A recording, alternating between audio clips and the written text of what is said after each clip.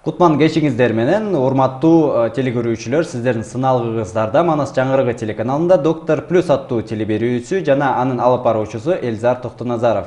Бүгүн биз дары-дармек жана ушул БАДы деп коет, дарыга окшош сымал ушул заттар жөнүндө маек курабыз. Бүгүнкү биздин коногубуз коомдук ишмер Токтайым Үмүталиева. Саламатсызбы? Кутман кечиңиздер менен. Сиздин биздин ушул медицинабызга болбосо жалаң эле ушул медицина эмес, бүт ушул коомдук жана политикалык биздин иш турушубузга ушул биздин мамлекетибизге салымыбыз өтө күчтүү, өтө чоң. Ошонун арасында бүгүн жалаң гана медицина тарабында жана жаңы мыйзам жөнүндө бул жанагы дары-дармектердин жана БАДылардын ушул мамлекеттин ичиндеги мындай жүрүшүн көзөмөл кыла турган мыйзам жөнүндө маек курганга аракет кылалы. Ошол жөнүндө бир аз кеңири айтаардын алдында өзүңүз жөнүндө да бир аз айта кетсеңиз. Эми ушул биз бир 5 жылдай ошо коомдук уюмдар, белгилүү депутаттар, билесиз, өзгөчө мен Ширин Айтматованын эмгегинде белгилеп кетким келет. Бурул Макенбаеваны, биздин Тадынака Бермет Бактабасова деген кыздарыбыз. Ошо кыздардын эмгеги өтө зор. Себеби деген биздин баягы жарыяланбаган согуштун ичинде болуп атабыз. Жарыяланбаган согуш деген желе согушу деп коет. Желе согушу деген ошондой дары-дармек деп алдап сатылган белгисиз далилдик немеси жок, башка дүйнө жүзүндө здравоохранение тармактарында бул дары жана ушуну бирөөнү айттырат деген далили жок нерселер сатылып, анын артынан жанагы финансовый жанагы коркунуч нерселер болуп атат. Үйлөрүн бир $500, $1000 тиги нерсени буну сатабыз деп бир топ айымдарыбыз кирип кетип, ошо желе аркылуу ар нерсени сатабыз деп үйсүз калгандар толуп кетти да.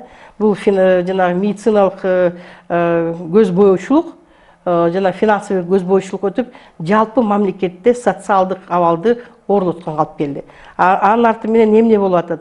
Социалдык маселеге каражат канча бөлүнсө, ал жана кумга кеткен суудай болуп калат да. Анткени анын арты менен өлгөндөрдүн, ооругандардын саны көбөйүп атат. Мисалга айтсак, бизде эң чоң коррупция качан башталган? 2003-жылы ушул мыйзамга жанагы тамакка кошмолор жана саркындылар деп коет. Чөп чарын саркындылары, гомеопаттык средстволор деп коет.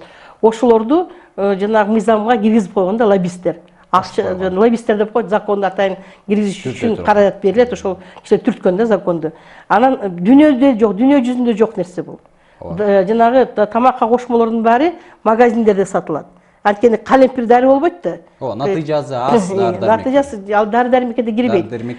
Мисалга айтсам, калемпирдин немесин эгерде капсула кылып туруп берсек, ал дары-дармекке жатпайт да. Анан эми дүйнө жүзүндө болгону мынакей чоң өнүккөн өлкөлөрдө 200ден ашык дары-дармек бар. 300 көп, эң көп деген 300. Биздин мамлекетте канча? Биздин мамлекетте 172си ошо кабыл алынган, бирок ага кошулуп жанагыдай деги далилдик базасы жок. Вообще сертификаттар жок, дарилер регистрация болгон.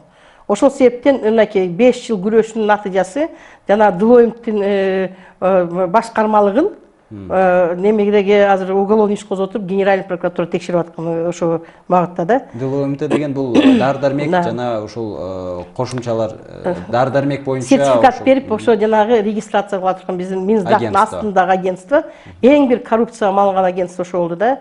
Бунун арты менен канча адам көз жумду, канча наристелер бу дүйнөгө келбей калды, канча деген келиндер о дүйнөгө кетти, аны текшерген киши жок. Мисалга айтсак, дары-дармектин кабылдоосунан да жанагыдай. Анан мынакей мурда жылы биз биринчи распоряжение кабыл алдырганбыз. Чында жанагы Динара айым Сагынбаева Динара айым атайын ар бир мекемеге жетиш керек болчу, ар бир ровуду прокуратура текшериш керек болчу. Ушундай нерсени жол ачпаганга. Анан экинчи аябай чоң нерсе, биз жалпы ушу коомчулуктун биздин ушу аттуу баштуу айымдарыбыздын эмгеги деп кетем. Мынакей азыр аптекада дары-дармекте өзгөчө антибиотиктерди жанагы рецепт менен сатылып калды. Бирок дагы бир көрүнүш бар, эгерде аптекалардын чоңдору карап отурса, түздөн түз аларга тиешелүү дары-дармек өзүнчө туруш керек, антибиотиктер өзүнчө туруш керек. Жана кошмолор, тамакка кошмолор, жана биодобавкалар, ипар, чаншида, башка болгон жанагы Happiness, Кытайдын аты менен келип аткан, Кытайча келип аткан Herbalife, Oriflame кошумчалары деги вообще кошулбаш керек. Аптекада турбаш керек. Аптекада турбаш керек. Ошондой эле аптечный жана дары-дармектин жанында самын, шампунь койгон турганга акысы жок. Ооба. Бирок аны текшерген бизде финансовый полиция же прокуратура жок болуп атат. Себеби деген эмне? Ошол эле пластик бөтөлкөлөй турган шампунь, алардын молекулалары деп коет. Өтө нейтриналар молекулалары деп коет да, ал жанагы пластиктин тешиктеринен чыгып жайыла берет. А жанагы кагаздын ичине турган дары-дармек өтүп кетсе, булар биримин жутат дагы, анан дары-дармектин касиети башка болуп калышы мүмкүн. Муну текшере турган лабораторияларда жетишиз. Лаборатория эмес, бу жерде биринчиден эле тартип керек. Тартип керек. Мындай мыйзам барбы? Аптекалар аткарышы керек. Бүгүнкү күндө мына көнө баштады. Рецептиң болбосо бербейбиз дары-дармек дегенге. Күчтүү мыйзам. Күчтүү мыйзам, анан мыйзамды көзөмөлдөгөн күчтүү органдар керек. Оны финансовый полиция текшериш керек. Ай, дары-дармек менен кошо эмне сатып атасыңар? ФОМС текшериш керек. Эмне сатып атасыңар? Ошол эле учурда рекламаны берип аткан массалык маалымат каражаттар жазыш керек. Бул дары-дармекке жатпайт. Дары-дармек эмес деп. Да, дары-дармек эмес деш керек да. Антпесе мындай болуп атат. Мына ипар дегенди айтып коелук. Ипарды өздөштүргөн жигит өзү ошо ооруп, катуу ооруп, 2 бутунан айрылып калыптыр жигитчи. Мисалга айтсак. Бизде бир айда ошо ипардын арты менен ошо контрабанда менен кирген дары-дармекти каяктан киргенин эч ким билбейт. Мына завод курабыз деп 4 жылдан бери коюп койду, завод эч нерсе чыгарган жок. Бирок ошол күн чечектер, ай чечектер, жанагы келиндерге алдап колдонуп аткан нерселерден бир топ балдар төрөлүп атат, аутизмге байланыштуу болуп калат. Мынакей ошону саткан аттуу баштуу ошо жанагы супервайзерлер деп коет, чоңдору. Бүгүнкү күндө түрмөдө бир кыз ушулардын мунуку башчысы жатат, ал өзү баягы көрсөтмө берип өзү келди да, ошо мынча миллиард каражат өтүп кетти. Анын өзүнүн баласы, анткени боюнда барында ошол эле немени колдонгон да өзүчү. Бүгүн ал бала сүйлөй албайт. Ким билет, негизги ошондой эле дагы 5-6 айымдын, башка ошо 5-6 айымдын, ошол саткан дары-дармектин 5-6 айымдын өздөрүнүн балдары сүйлөбөй калды. Бул эми бул коркунучтуу көрүнүш. Өлгөндөрдүн бир үйлөдөн ошо дарыны жазып берген үйлөдөн 3төн киши өлгөндөрдү көрүп атабыз. Анан Тяньши болсо өзүн бир эмнеге жеттик. Тяньши азыр жок дегени хотя бы социальный акча деп коет, жанагы соцфондко биздин айымдарга төлөй баштады да. Бирок ошо өзүнүн дары-дармектин далилдиги жокунун негизинде булар тиенс деп атап атат да, өздөрүнчө тиенс деп. Анан бул жере согушу деп коет. Мисалга айтсак, биз Кытайга кат жаздык официалдуу түрдө Минздравтан Кытайдан бир кагаз келген жок, сертификаты бар, ушулардын баары дары-дармек деп келип аткан. Oriflame'дин эмеси боюнча кат жаздык, кат келген жок. Булар дары-дармекке кирет депчи. Ошол эле бир топ компаниялардын баары сатып аткан эмелерге бердик. Но бунун артынан чоң коркунучтуу нерсе бул контрафакттык продукция деп коет. Контрафакт, таза эмес, жанагы колдон колго сатылган дарилердин бул тазалыгы жок. Бунун негизги максаты акча табыш. Не только акча табыш. Мындай дарылоо эмес, адамды дарылоо эмес. Бу жерде биринчиден акча табыш, экинчиден башка өлкөнүн экономикасын жокко чыгаруу, үчүнчүдөн биздин эл чыгып кетип атат. Анткени үйлөрүн алдырып атат. Андай микрокредитный компания, ломбардтарга ошо $500 ала коебуз депчи, ала койсоң, анан үйлөрүн көчүрүп берип атпайбы? Бергенде мындай үйүн ариске койдурбайт экен. Алар мындай $500 мен сага дары-дармек берем, сен менин намыма үйүн көчүрүп бер дейт. Жокса акча алып бересиң, да. Үйүн көчүрүп бере албаса, үйүн ошону алып келип бере албаса, кийин даже ошо алып келген акчасын бергенден кийин үйүн кайтарып бербейт. Ошондой мынакей азыр Бишкекте 7-8 топ иштеп атат. 7-8 топ, ошо 7-8 топтордун алып ушундай ыкма менен алып үйлөрүн алдыргандардын саны бир 3000ден ашты. Региондор текшерген жокпуз. Өтө чоң маселе турбайбы? Өтө абдан коркунучтуу маселе. Анан эми ошол аялдар удуруп чыгып атат да, соттон утулгандан кийин. Соттордо ким сатып алат? Мисалга айтсак, Ширин Айтматова, биздин депутат жанагы Нурбек Токтохунов соттошушту. Соттошкон Рото Фарм деген компания, ал дегеле тарыхта медицина менен иштеген компания эмес. Бирок ал ошол компаниянын артында, Guardian Англия жазды. Булардын артында Грузиядан, Азербайжандан келген кандайдыр белгисиз ишмерлер турат депчи. Вот. Ал белгисиз ишмерлер бизде негизги дәрі-дәрмекти контролировать этип атат. Анан эле чоң чатактар чыкты, өзүңөр көрүп атасыңар, прививкага байланыштуу элин корккондар да бар. Мисалга айтсам, туберкулин. Туберкулин деген жана БЦЖ кетип аткан туберкулинди ошонун проблемасы бар деп дүйнө жүзүндө маалымат чыкты. Бирок бизде текшерген жок. Текшере турган лабораториялар жок. Эми биринчи ушу кадамыбыз бул эми чоң зор кадам дейм да. Ушу депутаттар кабыл алып берген аябай чоң рахмат. Бул уже жаңы медицинанын жаңы нукка бурган негизибиз да. Анан экинчи нерсе болсо, мынакей ошолордун иштей турган адамдардын абалын көтөрүш керек. Тилекке каршы медицинага барган себеби эмнеден? Медицина менен бизнести бөлүш керек. Мисалга айтсак, медицина маркетингтеги болбош керек. Болбош керек. Медицинада тигини дары-дармектин атын көтөрүп халат кийбеш керек. Жанагыдай алардын телевизорлорун же компьютерлерин өзү көрүп аттык. Эгерде сен мынча дәрі сатпасаң, эртеси күнү компьютерлерин алып кеткен. Алар түшүнөт да, дарыгерлердин ушул алган акысы өтө төмөн болгондуктан ошолорго барышат да. Ошодон. Бирок биздин баягы Гиппократтын клятвасы деген бар, унутулуп калбадыбы. Айыз ошол акы канча, аякызы кандай төмөн болсо ошол Гиппократтын ошондуктан мамлекет өзүнүн медицинасын, өзүнүн ар бир жарандын ден соолугун өзү коопсуздугун сактап бериш керек. Башка эч частный бизнес өсүш керек.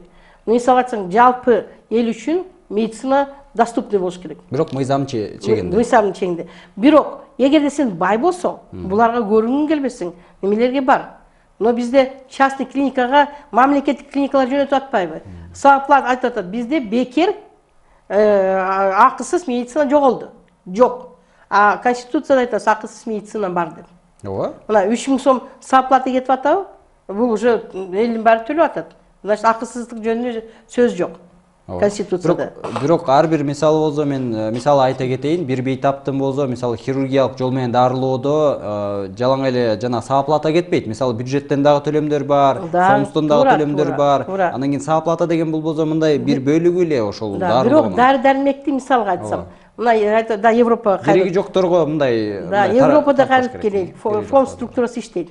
Әрде бир врач 3тен ашык дәрі жазса, анын үстүнөн иш козголуп текшерүү башталат. Эмне себептен? Анткени ошондуктан врачтар өздөрүнүн жоопкерчилигин алыш үчүн 3-4 врач консилиуму 3тен 5ке чейин бир симптомго 3 дарыдан ашык жазганга болбойт. А биздикилер болсо чүчкүрүп калганда баргандан баштап эле эмне диагностика, рентгенге жөнөтөт, флюорография, жанагы томографияга жөнөтөт, УЗИге жөнөтөт, бүт багытка жөнөтөт. Гипердиагностика. Анан эми боюна жагы бүткөн келиндерге ошол УЗИге көп зыян, томографияга барыш зыян, себебен томография бул рентген. Компьютер өзгөчө жана компьютердин томография берде, ядерный томография жок бизде. Жалаң гана медициналык мындай көрсөтмө боюнча. Эгерде көрсөтмө бар болсо, анда анан эми тияка жөнөтүш үчүн ар бир томографиядан жана врачтарга жөнөткөн үчүн жана өзүнүн эмесин процентин төлөйт да. Анан врачтар оптом жөнөтүп атат. Эми ал тарабы мейли. Мисалы кээ бир болсо азыркы убакта немелер чыкпады. Бир эле мындай ар кайсы жерге мындай карматат экен да, анан компьютер менен бүт дененин мисалы 1000ге жакын диагнозун баарын айтат. Анан ошол менен эле кайра дарылайм дейт. Ал туура эмес. Менен бирге бизде эмне болду? Баягы коркунучтуу дарыгерликке кайтылып келдик. Мага азыр бир 3-4 киши келди, соттуу ишин козгоп бериңиз деп дарыгерлер. Мисалы жанагы Зейналиевдин эле мисалга келтирсеңиз. Жок, мындай көчүн айтайын. Азыр дагы 3-4 заявление келип атат. Жана чекмелер. Молдолор чегип атат деп атпайбы? Молдо чегебиз деп баштарын тилип салган адамдар көп келип атат. Мен кан тамыр хирург катары айта кетейин, бул өтө туура эмес. Анткени болсо жанагы свертовая система крови деп коет. Анда болсо бизде жана коагулянт система болот. Ал болсо мынтип чеккенде болсо, албетте кан болсо мынтип жыйрыла баштайт да, анан кийин кан болсо суюк болуп кетет. Тромб пайда болот. Бул өтө зыян. Жок, эми ошол багытта көбөйдү да. Не только нерв системасы башта, мисалы айтсак, башта, желке моюнда негизи система нервдин картасы турда. Ооба, албетте. Ошол картаны билген адам и то чекпейт. Ийне менен бирдеме кылып сайса иглотерапияны.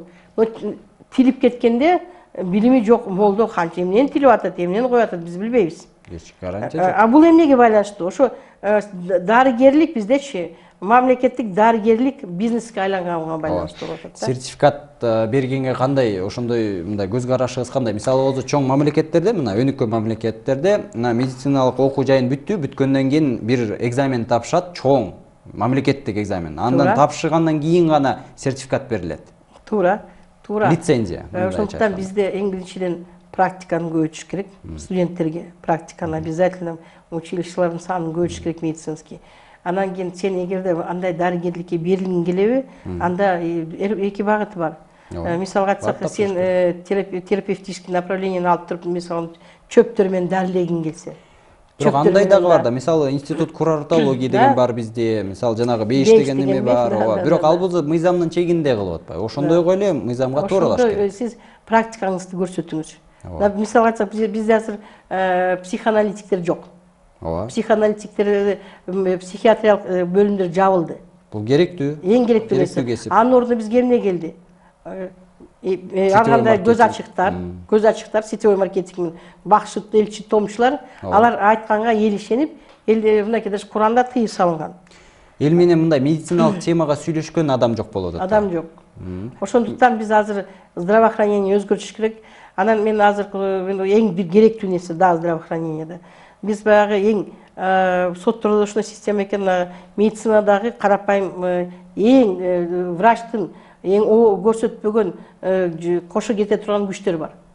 Бул реанимационный сестралар, санитаркалар, жөнөкөй медсестралар, рентгендерди алып, рентгенди иштеп аткан биздин аялдар бар да. Албетте. Вот ошолордун биринчи жанагы маянасын көтөрүш керек да. Көтөрүш керек. Албетте. Себеби деген реанимацияда медсестра 24 саат, 1 сутка чыгып туруп, 2 сутка эзе албаш керек. Ал реанимацияда эң көп каражат төлөнүш керек да. Мына 10 000 сомдон жеттик. 10 000 сомдон көтөрүп. Мисалы мындай маселеге, мындай эле мисал да. Мына Манас аэропортунда мисалы жерди шыпыра турган адам 22 000 сом алат. Туура. Акысы. Мына бизде болсо санитарка 6 000 сом. Мейли санитарка деп эле коелу, мисалы операцияга ошол хирургка жардам берген медсестра медайым. Анын ошол немеде 9 000 сом эле. Аларда ушу мушташып жүрүп көбөйтүрбөдүк медсестралык 10 000ге. Азыр эми реанимационный сестра мыйзам боюнча трудовой кодекс деген бар. Ал боюнча оор адамдын ден соолугуна коркунуч чап келе турган жерлерде адам 6,5 сааттан ашык иштегенге акысы жок. Бүгүн бир сменге тур, эртең экинчи сменге тур, бүрүсүнгө үчүнчү сменге тур. Бирок сен 24 саат тургандан кийин жанагы мен өзүмдүн бир абысыным баягы врачтардын ушу азабынан кома кетип калды. Мен өзүм ушу 20 күндөй жанында турдум. Ошондо 4 сааттан биз алмашып турат туугандарчы. Себеби деген антпесе жана эки аппаратты, давленияны, кан тамырын сокконун, жүрөктү сокконун, капельница кандай кетканын, кантип дем алатканын бир киши 4 сааттан кийин карай албайт, чарчайт, туруш абдан оор. Ошондуктан 6,5 саат менен чектеш керек. А биздин медсестралар ошолдо турат 24 саатта. Анын ичинде ар бир оорудун жанагы давлениясын жазып атат, журналдарын алып барып атат. Кээ бир учурда мисалы 2 жумушта иштегендер бар кээ бирлер. Соответственно, мына карап коюңуз, мынакей бизде өлүм, особенно реанимациялык немелерде бөлүмдө өлгөндөрдүн саны көбөйүп атат. Ага мисалы көп мындай причиналар бар. Эми буга байланыштуу ошол эле буга байланыштуу нерселерни эми бирге алып кетиш керек да. Бизде бүгүн Кудайга шүгүр оокат турмуш өтүп атат. Но биз мамлекеттик ошо медицинаны өз калыбына алып келишибиз керек, эң түздөн түз. И ошол калыптануусу мыйзамга байланыштуу. Мына азыр закон о лекарственных препаратах кабыл алды. Эми ошонун көзөмөлүн бекитиш керек дагы. Ошол азыр көрүп аткан телевизордо, телевидениеден көрүп аткандарды дагы айтып кетелик. 3төн ашык дары-дармек жазса, биз уже распоряжение бар. Бир симптомго. Мисалы оорулар көп болушу мүмкүн да. Мисалы 3-4 оору болушу мүмкүн. Ар бир ооруга бир ошол 3төн ашык дары болуш керек. Биринчи көрүп такташы керек. Так диагноз коюш керек. Так диагноз коюш керек. Анан так диагноз кое албай эле бүгүн өтүң. Мен мисалга айтсак, биздин жакында бир мен бир аяш кичинекей кыздарым ата-энеси өлүп кала жаздады. Не десе баарын эле бул опухоль, жаман рак оорусу деп берип атат диагностиканы. А ошонун арты кандай болот? Ата-энеси кандай сыяр? Эмне менен дарыледи? Ошол нерсеге жанагыдай туура эмес диагностикасы алып келген, алып берип коюш да проблема эмес. Ошондуктан любой нерседе сабырдуулук керек. Анан дары дармек ичкенге шашпай, керек болсо ошо кыргыздын эли жөнөкөй көк суусу баягы кайнак суу менен бирге сүт кошуп ичүү 1000 дарыга бир дары болот экен. Давление ооругандарга мынакей давление көтөрүлүп баратканда жанында дары дармек жок болсо, бир чоң 2 кружка кайнак суу менен бирге лимон кошуп ичип койсо, буквально бир 10-15 мүнөткө жетпей давление түшөт. Бул эми мындай маселе да, эгерде дары ошол дарыгерлердин функциясы мындай төмөндөп баратса болсо, башка элдин мындай башка кызматкерлер, башка кесиптер болсо ошол функцияны өзүнө ала баштайт. Ошол тарабында. Ошол себептен азыр маянасын. Мына мен айтайын, биз кедей өлкө эмеспиз. Бизде азыр бюджеттен бөлүнүп аткан социалдык тармакка. Мына мисалы айтсак 15-жылы Сариев премьер болуп турганда 55% бөлүп турбуз. Бирок 55%-ти келген премьерлер эле өздөрү каалаган багытын урушуп атат. Текшерилген киши жок. Ошону азыр көзөмөлгө алып туруп, дары ошол келе турган каражаттын каяка бөлүнүп, кандай кетип аткан түз ошо бюджеттин багытына кетип атса, биз жанагыдай нерсе алып келебиз. Мына бүгүнкү күндө мен ойлойм мамлекет үчүн аябай чоң нерсе, жанагы системаны кабыл алганбыз. Бүгүн элге жеткизиш керек. Урматтуу каалайм калк. Жанагы биодобавка деген, биокошумчалар деген бул дары дармекке жатпайт. Далилдик базасы жок. Эч бир Нобель премиясын беребиз деди. Нобель эгерде далилдеп берген адам болсо, Нобель премиясын беребиз деп Европа айтып атат. Ушул кезге чейин бир Нобель премиясы деген $1 ашты доллар. Бирок ар кандайлар бар да, мисалы жанагы никотин кислотасы деп коет, аскорбин кислота, буларды болсо мисалы витаминге кошуп коет. Витамин деген болсо бул тамакка кошумчалар. Бирок мисалы далилдүү медицина деп коет, доказательный медицина. Жанагы Бермет Касымбековна Барктабасова бул ошол. Эми ошо витаминдер жөнүндө айтып кетели. Ошолор жөнүндө айта кетсек. Витаминди дагы туура кабыл албаса, эртең аллергический фон пайда болот. Албетте. Жанагы астма ооруларын алып келиши мүмкүн. Анан витаминди кайсы өлкөлөргө керек? Мисалы алсак муздуу өлкөлөргө, суук өлкөлөргө керек. Аларга жетпейт. Бизде витаминди издеп кереги жок. Мына өрүк, мейиз. Ар бир адамдын үйүндө өрүк, мейиз болсо кете берет. Алма, вареньянын түрлөрү болот биздечи. Ошонун баары витаминдердин түрлөрү да. Аны болсо албетте ошол илимге такаш керек. Илимге мындай натыйжалап, ошол натыйжалуу болуш керек биринчиден. Натыйжалуу дегеним бул эффективность. Эффективный. Биздин чөп дармектер. Биз башка өлкөнүн чөптөрүн алып атабыз. Башка өлкөнүн чөптөрү бизге жанагы жардам бербей биз билбейбиз. Анткени башка климаттык шарттарды өзгөн да. Биздин өзүбүздүн кыргыздын эле жашынакай Алтымышев аксакал жазып кеткен жанагы витаминдердин ордун баса турган чөптөр бар. Вот ушул багытта биз колдоо көрсөтүш керек. Өзүбүздүн чөптөрдү өстүрөлү. Аны башка улуттар келип бизден касып кетпеш керек. Анан башка калып кетпеш керек. Мисалга айтсак, бул жакта фабрика ачып, цех ачып, бул жактан дары дармек чыгыш керек. Өзүбүздүн фарм компанияларды өнүктүрүшүбүз керек. Бизде мисалы 30га жакын эле фарм компания бар экен, бизде бирок баарынын абал абдан оор. Мисалы айта кетсем, менде дагы бир аз маалымат бар. Бизде 33 ошол бизде зарегистрированный фабрика бар экен, бирок фабриканын ичинен 31 ал болсо ошол башка чет өлкөдөн сырьёну алып келип, бул жактан эле упаковка кылып туруп эле сатат экен. Анан ошол экөөбүз эле жалгыз бул жактан ошол сырьёну бул жактан өзү таап, ошол переработкаланган дары дармек чыгарат. Мисалга ала кетсек, Ислам Республикасы жана Иран Республикасы 98% бүт мамлекетте болгон дары дармекти өзү чыгарат экен. Турцияны мисалга келтирсек, ал деле ошондой. Бизде эмне ошого эмне тоскоол болуп атат? Бизде ушу дары дармек чыгара турган фабрика ачканга. Коррупция. Бизге келген каражат көрүп атасыз.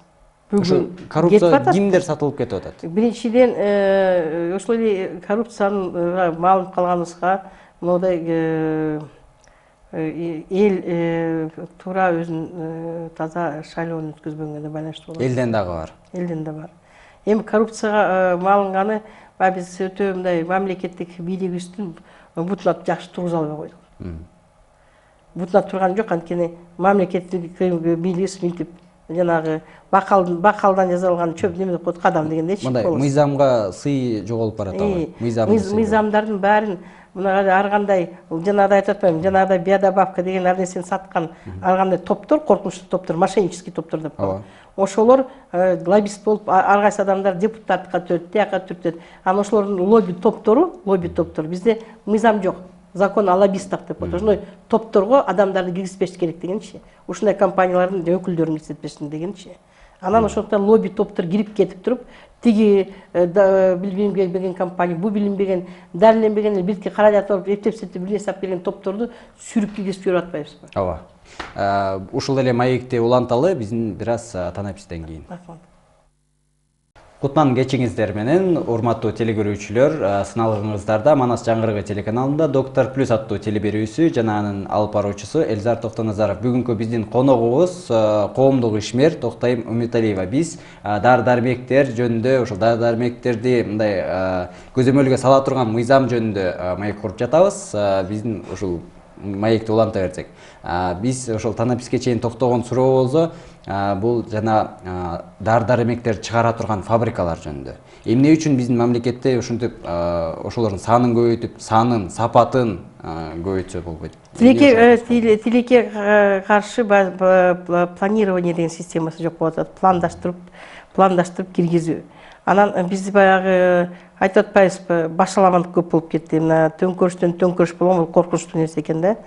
Башаламандык көбөйдү, бийликке дагы, парламентке дагы баягы эч бир билимдүү адамдардын саны азайып атат да. Анан биздин жана бир топ профессионалдарды мынакей ошо бир кет тыйын табабыз деп кетип калып атат. Мына врачтардын саны азайып атат. Мисалы айтсаң, диагностика кыла турган врачтар калбай баратат. Бул абдан коркунучтуу.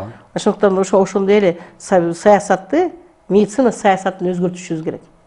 Кесипкөй профессионал адамдар азыр. Профессионал адамдарды кетип атат. Ошондуктан биз ойлойбуз да, томографияны койсок, тигини койсок эле бүт баары жыргап кетет депчи. Жок. Бунун баарын алып бара турган ким? Адам. Ошондуктан биз баягы врач деген намдын касиетин кайрып келишибиз керек. Алып калып келиш үчүн, кайтып келиш үчүн врач алаканын сунуп же ар кимден неме сураш керек. Врач иштеш керек. Анын иштөө күнү болуш керек. Жашынакай каяктан каражат түшөт деп ойлобош керек. Анын үй бүлөсү кандай капсызданат деп ойлобош керек. Анан жанагы ал өзүнүн билимин көтөрүш керек. Билимин көтөрүш үчүн алар үчүн атайын жанагы институт повышения квалификацияларды ачыш керек. Мынакей ординатурада бизде чоң конкурс болуп атат. Мисалы айтсак, ординатурага алган балдардын санын көбөйтүш керек. Может, 2-3 ступень менен окуй турган система түзүш керек да, дополнительно. Врач өмүр бою окуш керек да. Туура айтасыз. Планирование. Мисалы болсо, азыр мисалы медициналык университетке тапшырып аткан кезде, мисалы бизде мамлекеттик ошол деңгээлде билбейт канча, мисалы болсо 5 или 6-7 жылдан кийин канча гинеколог керек, канча ошол санврач керек, канча хирург керек. Ошол санды билип, анан ошого жараша гана кабыл алса, мына сен бүт өзүң 6-курсту ординатурага бул жакка барасың деп 1-курста эле неметсе. Жок, ошон үчүн ошол программаны мен айтайын, ойлоп атам, жанагы образование менен медицинаны бирге алып кетиш керек да. Бизге бирге алып кетип бир реформаны жасаш керек. Бирок бир аз туура эмес да. Мисалы болсо, гинеколог болом дегендердин саны болсо, мисалы 150-200гө жетсе. Ошондой эле мисалы кереги жок да. Бир жылда 200 гинеколог чыккан. Эми бизде эмне болуп атпайбы? Эгер акча төлөсө эле болду деп калды. Аны ата-энелерди алдап атабыз. Алар келип алып туруп экзамендерге барбаган медфактын балдарын көрүп атам. Вот медицинский университеттин балдарын көрүп атам. Ар жерде 3-4 жыл иштешип анан кантип ал медицина ойлонот. Ата-энеси, ой окуй балам окуп атат, тигинче мынча акчасын төктүк, мынчасын төктүк деп атат. Ошондуктан медицинада окуу тармагы бюджеттик тармакка кайрып келишибиз керек. Жана ОРТ системасын бүт вуздарда жок кылышыбыз керек. ОРТ менен кирбей, бала китепти жазып окуганы менен кириш керек да. Ошону жоопкерчилик өзөт. Эге деп атпайбы, эге экзамен менен өтүш керек да. Жана ОРТ деген убактылуу семестрден семестрге же жана жарым жылдыкта баланын жалпы билим деңгээли текшерилгенге эле калыш керек да. Бирок текшере турган мындай системалар көп да. Бирок алардын мындай сапаты аз болот. Биз мындай болуп атпайбызбы? Бизди жок кылыш үчүн мамлекетти эмне үчүн жок кылып туруп, анан биздин жана байлыктарга башка компаниялар кириш үчүн айтып атпаймынбы, биз чоң согуштабыз. Бизге 20 жылда билим берүү тармагын, здравоохранениянын эң негизги отраслды талкуулатты. Ар кандай проекттер келет, ар кандай сунуштар келет. Коку тиги донор бизге мынча акча берет экен, тиги бу донор мынча акча берет экен деп ошо макул боло бердик да. А этеги бүгүнкү абалга келип атабыз. Коркунучтуу абалга. Ошол багытта мен ойлойм жана билим берүүнүн дагы жана ошондой эле жанагы медицинанын концепциясын өзгөртүшүбүз керек. Бул жөнөкөйлөтүп кандай кылабыз? Мына канча жылдык билим алат, кандай чегетет? Анан жана пландоо системасын эмнеден башташыбыз керек? Мисалга айтсак, аялдын боюна бүтүп атабы? Скажем, келиндин боюна учетко туруш керек. Учетко убактылуу мынакей азыр көп болот. Айылдан келип силер албайсың. Бияктан келип төрөгөнгө албайбыз дегендер болот да. Жергиликтүү ошол жерге жараша неме болуш керек. Мен ошондон келдиби? Азыр аял киши боюна бүткөн аял келдиби? Ошо временный пропискасы бар болсо дагы ошол жерге учетко коюш керек дагы. Анан бою 9 ай деп койчу, 9 ай. Анан кийин 3 жылдан кийин 3 жыл детсад 3 жылдан кийин детсадка барсын. Ошондуктан сразу планга киргизиш керек. Мына бүгүнкү күндө келерки жылда төлөдүлө турган балдардын эле саны, скажем, 100 000. 100 000. Ошол аман эсен төлөлсө, бизге 100 000 орун садикке керек. 100 000 орун жанагы мектепке керек. 100 000 орун медицинский атайын центрлерге керек. Ошо балдардын дени сактыгын көзөмөл алып барганга, жанагы колдогонго. Ошону эненин жана төлөдү деген жана свидетельство менен кошо берилиши керек. Сиздин балаңыздын мындай немеси шарт бар депчи. Анан бала бир жерден бир жерге жылып кетсе, ошол кете турган каражат ошо жылган жакка кетиш керек да. Ошо бала жылган жакка. Ошондо жана бюджетти түзүү, бюджет түзүү нерсени 10 жылдан бери таштап коюшту. Өзгөчө 2010 жылдан бери бюджет түзүү поверхностно. Анан бюджет кандай аткарылган эч ким текшерген жок. Ай, счетный палата текшербей калды, башкалар үстүнөн текшерип кетип атат. Анан үстүртөн текшерилгенден кийин каражат каяка кандай кетти биз билбейбиз. Мына фомстун иши, мисалга айтсак, бул фомстун иши текшериш. Дары дармекти канча жазып берди бул врач? Фомс текшереби же фомстун жумушу эмеспи бул? Фомс менин оюмча бул жалаң финансылык эле орган. Нет, фомстун жумушуна кириш керек. Политика, лечебную политику текшериш ошого кириш керек да. Анткени Минздрав өзү текшергенде болбойт. Минздрав аткарышын караш керек да. Анткени аткарышын карабаса, мындай да, жана эле азыр бюджеттен өз чогултууга өзүнүн чөнтөгүнү бере алгандай болбойт да. Бирөө, скажем, алып чогултуш керек, бирөө аны колдонгонун текшериш керек. Ошондой эле жанагы дары-дармекти туура жазганын, кандай туура эмне дары-дармекти жазыш керек экенин саясатын Минздрав бекитиш керек дагы. Бирок ошол кандай аткарылып атат? Аны текшергени. Анын жана протоколдорду башка структура текшербесе, а бизде андай нерсе жок болуп атат. Мыйзамдар жок десек, мисалы мыйзамдар жетишпейт деген бир аз туура эмес го деп ойлойм. Мыйзамдар бар, жакшы мыйзамдар бар. Бирок ошону кандай аткарылганы биринчиден ар бир мыйзамдычы өнүккөн өлкөлөрдө анын зыяндуулугу кандай болот, кошумчасы кандай болот, атайын пилот деп коет. Баштапкы текшерүү деп коет. Баштапкы текшерүүдөн бир гана райондо алат дагы, ошо нерсени ыкманы киргизеткенге аракет кылат. Анан ошону жалпы республикага бөлөт да. А бизде андай жок. Депутат, бир-эки депутатка жана жанында жаш жардамчысы бир жерден көргөн жазып берип койсо эле, ура, буну кетти деп колдогула дейт да. Анан кийин баягы туруп калган системада, мисалга айтсак, сиздин машинеңиз Lexus деп коеюн, Lexus эмес, Жигули деп коеюн. Анан Жигули менен кетип баратабыз бизге. Анан бирөө бир жерден көрүп калды, тити дөңгөлөк жакшы экен деп. Анан Lexus'ун деңгээлги дөңгөлөгүн алып келип туруп, ошол жерге салдырып коюп атат. Рулевой тиги японский машинеки жакшы деп коюп атат да. Бирөөсү болсо Франциянын жанагы шинасы жакшы экен деп келип атат. Анан ал машина эмне болуп калат? Ал жыла албайт, иштей албайт, анан зыяндуу болуп калып атат. Ар кайсы жерде мындай чогулган нерсе. Азыркы болсо жана текшерүү системасын айта кетсек, мен мисалы өзүм дарыгер болуп иштегендиктен ошол текшерүүлөр болсо мен ойлойм башка тарапта иштеп жатат го депчи. Анткени болсо жалаң гана улам эле ошол дарыгерди кыйноого алып келет. Бир жылда мисалы болсо минимум 4 жолдан 8-10 жолга чейин ар кайсы текшерүүлөр болот. Мисалы болсо бир жагынан ФОМС келип текшерип кетет, андан кийин мисалы МАК дегенизи бар, андан кийин дагы ар кайсы санэпидем ошол кызматы бар. Ар кайсы кызматтар келип. Бирок мен айтайын, текшерүү керек. Текшерүү керек, бирок мындай түрдө эмес. Мындай түрдө эмес. МАКтын кандай текшерүү акысы бар мен билбейм, ошон үчүн көп нерсени түшүнө бербейм. Но мисалга айтсак, бир жолу диспансеризация кылыш керек. Диспансеризация деген эмне? Мамлекет өзүнүн счетунан ар бир жаранды илгеркидей кылып эле текшериш керек. Мисалга айтсаң, флюорография, өпкө, жүрөгү, скрининг, каны. Скрининг бул жакшы нерсе. Мисалы бир жылда бир жолу текшерет да, студенттер. Не только студент, ар бир адамды текшерип чыгыш керек да. Илгери мисалы Союз учурунда жанагы завод фабрикаларда болсо бүт иштечүлөр. Анан ошо ар бир текшерүүгө бүт күчтү колдонуш керек. Частный компания болуп, кандай компания болот, разницы нет. Каражат жетпейт болуш керек. Каражат табылат. Анча көп деле каражат кетпейт. Бир жылда текшерилген бир күндүк текшерүүгө анча каражат кетпейт. Ошондо андай диспансеризациядан өтпөгөн адамдарды жумушка киргизетпеш керек, пенсиясын төлөбөш керек, пособиясын бербей иштеш керек. Келип сен өтөсүң. Эмне себептен? Сен текшерилгенден кийин уже картина белгилүү болуп калат да. Бул адамдын келечекте кандай абалы болушу мүмкүн? Жана группа семейных врачей деп коет, мындай топ. Алардын жумушу эмнеден? Алардын жумушун мен айтам, мен мурун да каршы болгом, азыр да каршымын. Семейный врач дегенге. Семейный врачтың азыр мурун поликлиникага келсең, семейный врачы жок эле, балдарды текшерген, өпкөнү текшерген, жүрөктү текшерген врачтар бар эле да. А семейный врач многопрофильным не может быть.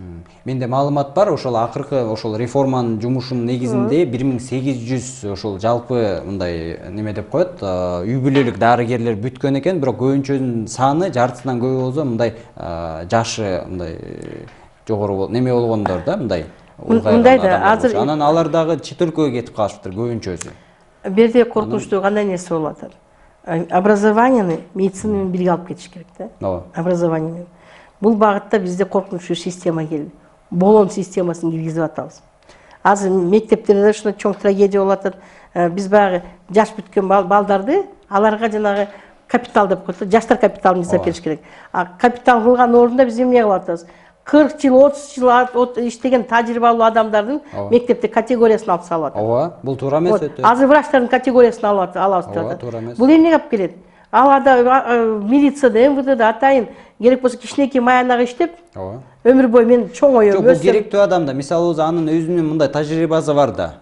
Жок, сизди айтып кайын. Бул мисалы 40 жыл, 30 жыл, 40 жыл иштеген адам бул эң керектүү мындай. Ошону баалап, ошонун маянасын көтөрүп, ошонун соолосун көтөрүш керек да. Ооба. Мисалга айтсак, заслуженный врачтарга, заслуженный учительдерге деген наамдар берилген жок. Биз кимге берип атабыз?